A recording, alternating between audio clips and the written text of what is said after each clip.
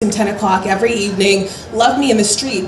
And as soon as they know I'm advocating for marijuana, the same people that love me are now going online and calling me a ghetto thug and then like things of that nature just constantly. And these are the same people that I grew up with.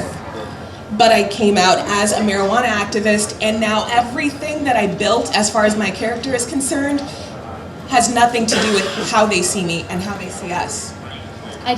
I just want to point out how interesting it is that that's what you got called. Yeah. What do people think that most Americans envision when they hear ghetto thug, right? What do we think most Americans envision when they hear welfare queen, right? This is holdovers of the 1980s where street crime, drug use, all of that was attached to people of a certain color. Right. And while, there's a lot to be said for educating people about the plant itself and trying to take away fears of the plant, I think we're kidding ourselves if we're not saying that the fear of the plant is really the fear of the people that are using the plant. And there will always be a different way for politicians to find a way to segment and marginalize the population. And if we don't embrace that and start having a conversation about why did the prohibition happen and why is the criminal justice system the tool that we're using to deal with the fact that we're not investing in education, we're not investing in communities struck by poverty, we're not investing in adequate health care for people, and instead our idea of dealing with the fact that some people get in trouble with substances, a lot of people don't,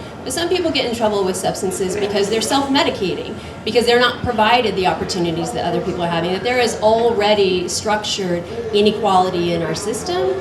We're just going to keep having the same argument. And and I know that I'm only speaking for myself necessarily, but if we're only talking about marijuana, we're really missing the boat. What's going to happen when we start talking about cocaine? What's going to start happening when we talk about heroin, about meth? And by the way, there are racist stereotypes that go along with each of these drugs. That is no coincidence. This is at its heart about social control, segmentation, and exclusion. So